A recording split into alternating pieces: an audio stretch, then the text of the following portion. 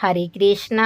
राधे राधे मेरी वाइटी फैमिली। तो आज हम आपके साथ जन्माष्टमी स्पेशल एकदम आसान तरीके से मेवा पाक की रेसिपी शेयर करने जा रहे हैं। आई होप फ्रेंड्स आपको ये वीडियो पसंद आएगी। तो चलिए फिर जन्माष्टमी के त्योहार के लिए बहुत सिंपल तरीके से मेवा पाक कतली बनाएंगे। तो सबसे पहले यहाँ पर हमने 2 कप मखाने लिए हैं और आप मखाने की क्वांटिटी को कम या ज्यादा भी कर सकते हैं। तो दोस्तों अब गैस की ओर चलते हैं। गैस पर फ्राई पैन रखेंगे। फ्राई पैन में 1 चम्मच भर के देसी घी डालेंगे। देसी घी जब गर्म हो जाएगा फिर इसमें मखाने डालेंगी। मखाने को 1 से 2 मिनट तक खूब अच्छे से भून लेंगे। मखाने को बस इतना भूनेंगे ये थोड़े से क्रंची हो जाएं। तो भुने मखाने को एक प्लेट में निकाल कर ठंडा होने के लिए ऐसे ही छोड़ देते हैं। अब यहाँ पर हमने 1 कप काजू लिए हैं। इसी के साथ में 1 कप बादाम लिए हैं और आप बादाम और काजू की क्वांटिटी को कम या ज्यादा भी कर सकते हैं। तो अब काजू और बादाम को छोटे पीसेस में कट कर लेंगे।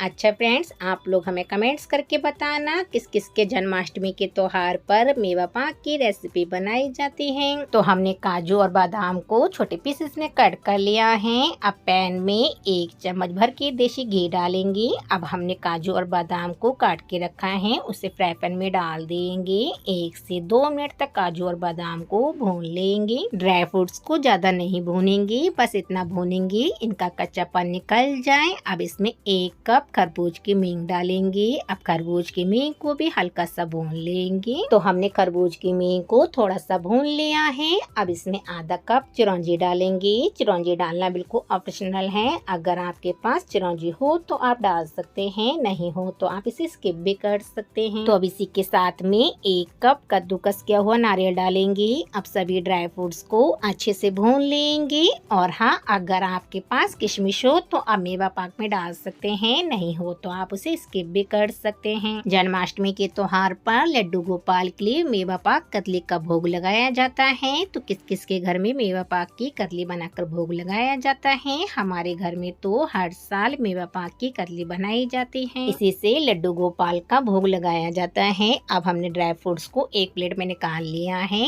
अब एक स्टील की थाली ली है। थाली को देसी घी से अच्छे से ग्रीस कर लिया है। अब एक मिक्सी का जार लिया है। तो हमने पहले जो मखाने को भून के रखा था उसे मिक्सी के जार में डाल देंगे। अब मखाने को मिक्सी से बारीक करके पीस लाएंगे। तो हमने मखाने का एकदम फाइन सा पाउडर बना लिया है। आप मखाने को हल्का दरदरा करके भी पीस सकते हैं। अब मखाने के पाउडर को ड्राई फ्रूट्स वाली थाली में निकाल लेंगे। तो चलिए फिर से गैस की ओर चलते हैं। सेम फ्राई पैन में 2 कप चीनी डालेंगे और आप चीनी की क्वांटिटी को कम या ज्यादा भी कर सकते हैं। जितनी मीठी भी आपको मेवा पाक बनानी हो उसके अकॉर्डिंग आप चीनी को डाल सकते हैं। चीनी में आधा कप पानी डालकर चीनी को मीडियम आंच पर ऐसे ही मेल्ट करेंगे। हमारे घर में तो मेवा की कतली थोड़ी कम मीठी खाई जाती है, तो हमने इसमें सिर्फ 2 कप चीनी डाली है। मेवा पाक कतली के लिए चाशनी 1 तार की बनानी है, तो शुगर सिरप को बराबर चलाते रहेंगे। जन्माष्टमी के त्योहार पर लड्डू गोपाल के लिए कई प्रकार के भोग बनाए जाते हैं, तो हमारे घर में भी अलग अलग प्रकार के लड्डू गोपाल के लिए भोग लगाया जाता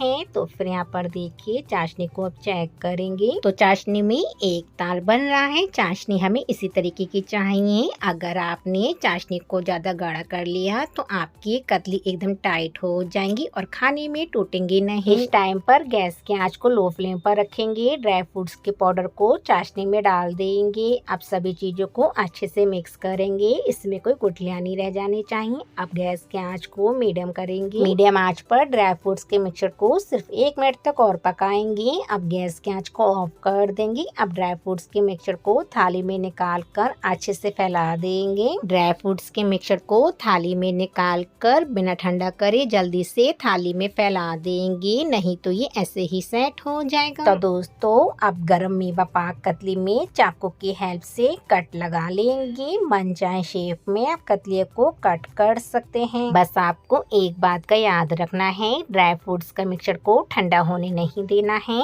अगर आपका ड्राई फ्रूट्स का मिक्सचर ठंडा हो गया तो आपकी मन चाहे शेप में ड्राई फ्रूट्स की कतलियां कट होने में नहीं आएंगी। तो वाइटी फैमिली हमने ड्राई फ्रूट्स की कतली को डायमंड शेप में कट कर लिया है। तो बनी है ना स्वादिष्ट सी कतलियाँ। अब हम आपको ड्राई फ्रूट्स की कतली को बिल्कुल पास से दिखा देते हैं। जन्माष्टमी के त्योहार पर आप भी हमारे तरीके से ड्राई फ्रूट्स की कतली को घर में ही बनाकर खा सकते हैं। अब हम आपको ड्राई फ्रूट्स की कतली को तोड़ के भी दिखा देते हैं। कितनी सॉफ्ट एकदम सुपर सी ड्राई फ्रूट्स की कतली बनी है। तो हमने आपको ड्राई फ्रूट्स की कतली को तोड़ के भी दिखा दिया है। कितनी सॉफ्ट एकदम मुंह में घुल जाने वाली कतली बनी है। तो चलिए फिर अब हम आपसे नेक्स्ट रेसिपी मिलते हैं। जब तक के लिए bye bye, take care, thanks for watching. फिर से एक और बार ड्राई फ्रूट्स की कतली को तोड़ के दिखा देते हैं। बनी है ना मुंह में घुल जाने वाली कतलियाँ। और हाँ वाइटी फैमिली, आपको भी हमारी तरफ से जन्माष्टमी की बहुत बहुत शुभकामनाएं।